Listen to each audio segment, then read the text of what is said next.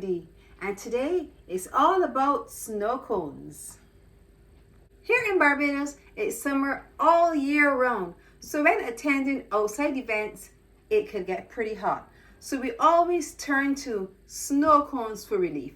Today, I'll share with you how to make snow cone syrup so you can make your own snow cones at home. And in a separate video, I'm going to show you how you can get the crushed ice using the equipment you already have at home. And we're going to put our snow cone together.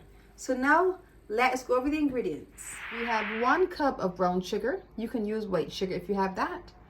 1 cup of water, equal portions of sugar to water because we're making a simple syrup. And food dye. You can choose whatever color you want, but I'm going to use red today, so we'll use 1 teaspoon of red food dye. To make our simple syrup, we're going to turn our stove on. We're going to add the water, 1 cup. Then we're going to add the sugar and allow it to dissolve. We're making a syrup, stir continuously. This should take about 15 minutes. It's been about 15 minutes. You can turn the stove down and you can see it has been bubbling up nicely and it's gotten nice and thick, just the way we want it. Now we're going to add our red food dye. Now you can use any color you want. I'm going to use red today. Whenever you're making snow cones, it looks gorgeous to see those beautiful colors. So we're going to put in about 6 to 8 drops right in and stir vigorously, and then we turn the stove off completely. We'll allow it to cool, then our syrup should be ready.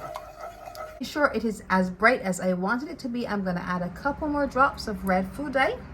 This dye has no nutritional value, it just adds a brightness to our syrup.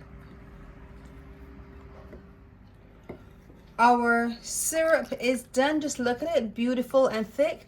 As it cools, it's going to become even thicker, perfect for our snow cone. So in the next video, we're going to put our final snow cone together, which is a favorite treat for all people.